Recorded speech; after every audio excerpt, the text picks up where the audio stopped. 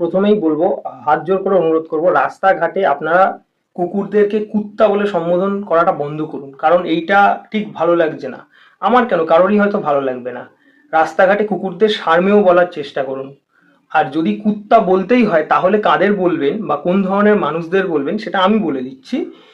কুত্তা যদি বলতে হয়, এই যেমন ধরুন আমার প্রোফাইলে এমন কিছু মানুষজন আছে যারা না আমাকে ফলো করে রেখেছে, কিন্তু আমি তাদেরকে ফলো ব্যাকও করি না, এদিক দিয়ে গেলে আমি এদিকে মুখ করে থাকি, তাদেরকে দিকে তাকাইও না, কিন্তু তারা 24 ঘন্টা জোকের মতো আমার স্টোরি, আমার পোস্ট এসবের উপর পড়ে থাকাতে আমার আপত্তি নেই, দেখলে তো আমারই ভালো, আমার ভিউজ বাড়ছে, আমার পোস্টে রিচ বাড়ে, কিন্তু সেটাকে নিয়ে ভিতরে ভিতরে ভিতরে ভিতরে ভিতরে ভিতরে স্ক্রিনশট চালাচালি, এই সেই হাজারটা সমালোচনা আর 50,000 গসিপস সারাটা দিন চলতে থাকে, এইটাতে আমার অসুবিধা। ইন্টারনেট আমার, মোবাইল আমার, কন্টেন্ট আমার, যা খুশি তাই আমি শেয়ার করব, তোমার কেন চুলকাবে? হাত চুলকালে টাকা আসে, আমার ভিডিও দেখে সারা গা চুলকালে কি আসে? একটু আমাকেও জানিও। যাই হোক, এবার কথা হচ্ছে, এদেরকে আপনারা কুত্তা বলতে পারেন, রাস্তার কুকুরদের সম্মান করুন, তাদেরকে সারমেয় বলুন। তো এখন ঘটনা হচ্ছে যে আমার ভিডিও দেখলে সারা গা চুলকে কমপ্লেন্ট আসে। এবার আমার হরলিক্সের মতন টলার স্ট্রঙ্গার শার্পার রিপ্লাইটা হলো একটাই, তথ্যসূত্র প্রকাশে আমি অনিচ্ছুক, কিন্তু একটা কথা কানে এলো যে বলা হয়েছে, যাদের সামনে বলার সাহস নেই তারাই পিছনে কথা বলে।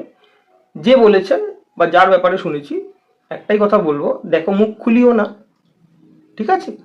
কেন বলছি মুখ খুলিও না? কারণ পরকীয়ায় পিএইচডি করলে ওকালতির সুযোগ সরকার দেয় এমনটা আমার জানা নেই। তোমার সাবজেক্টের বাইরে যেও না, সাবজেক্টের মধ্যে থাকো, ওকালতি করো না, তোমার যেটা সাবজেক্ট সেটার ভিতর সেটা নিয়ে থাকো তুমি। আর হচ্ছে গিয়ে তার মুখ থেকে আমি জ্ঞান শুনবো না, আমার কি করা উচিত না উচিত? যার জীবনের প্রধান সঙ্গীত হলো ভাতার আমার কাতার গেছে চাকরি করিতে, একলা বিছানায় ঘুম আসে না ছটফটাই রাতে। তো যে যার নিজের চরকায় তেল দেওয়া উচিত, এটা আমি মনে করি। কে কি মনে করে তাতে আমার কিছু যায় আসে না। আর সেকেন্ড কথা, সরি লাস্ট কথা হচ্ছে একটাই, যে